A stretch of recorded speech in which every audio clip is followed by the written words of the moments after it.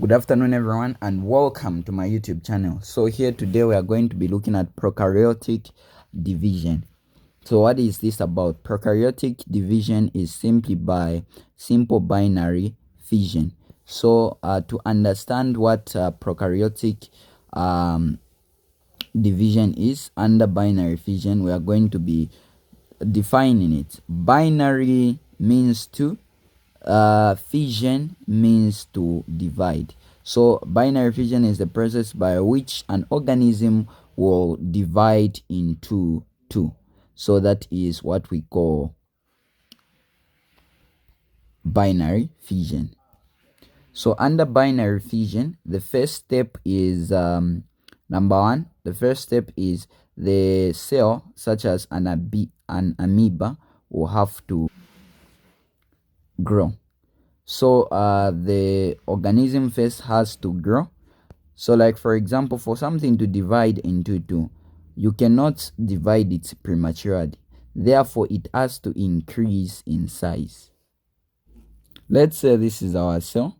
So it has to begin to grow. It increases in size so that it has more cytoplasm and a lot of that, so that when it divides, the original size of the cell may be maintained.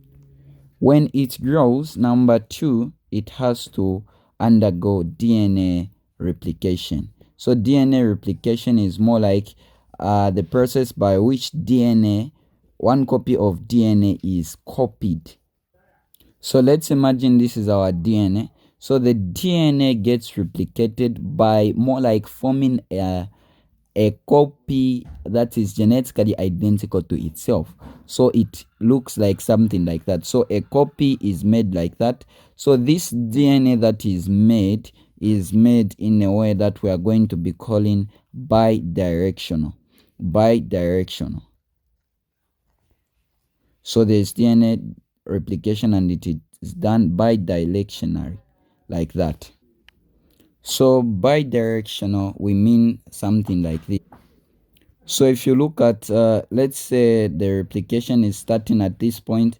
On one side, the replication might be proceeding in this direction, and on this side, the replication might be proceeding in this direction. So this is what we are going to be calling our bidirection, something like that. So that is what we mean. Bi means two, direction means to say just going in two different directions. The replication goes in opposite directions. We are going to understand this further as we look at transcription and also how DNA is copied.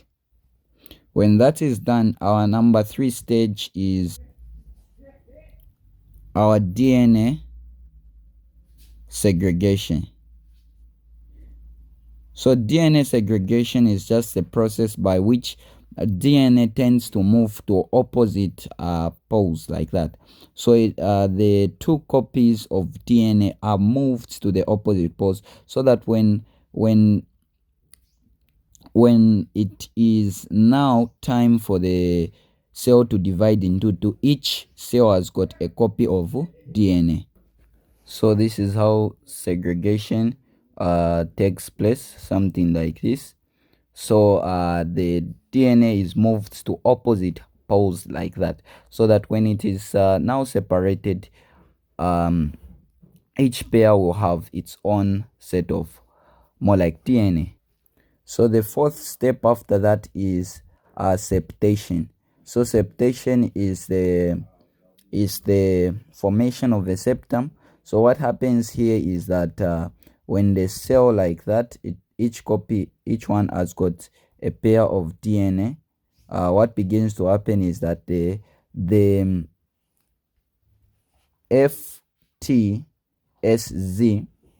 aligns themselves by forming what we are going to be calling the Z ring at the center, like that. So what this does is that it helps in septation by bringing in important proteins that are able to form the cell wall, such as the peptidoglycan. So if you look at this is the one that assists in septation by forming the Z ring, which will look like something like this.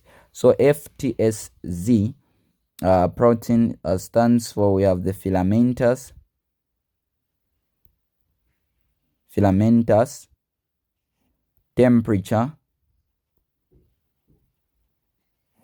sensitive,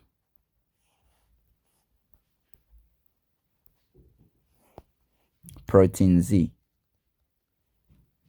So this is our FtsZ. So it is our filamentous temperature sensitive protein Z. So it is important in septation. It helps in the formation of our septum. So when it aligns at the center like that, it helps bring in important proteins that are there to form specific proteins. So the cell wall will be formed due to this structure. So now after that, we are going to have the cell membrane will begin to be pinched inwards. So we have something like this. So we have the separation of duplicated chromosomes. So this is the FtsZ ring that we were talking about. Then after that, it will bring in necessary proteins that are able to help in the formation of the cell wall, like that. So they will after that, there is the formation of the septum.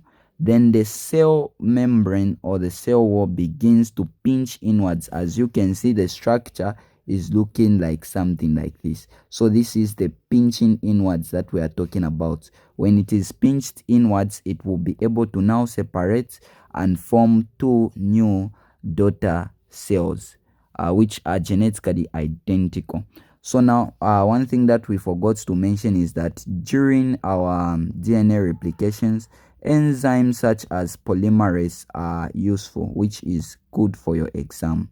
So when you talk about DNA replication, don't forget to mention enzymes such as polymerase. So that is how binary fission takes place under prokaryotes. Thank you very much for watching. Hope to see you in the next tutorial. Like, subscribe, and share for more if you have been enjoying the videos. See you in the next tutorial.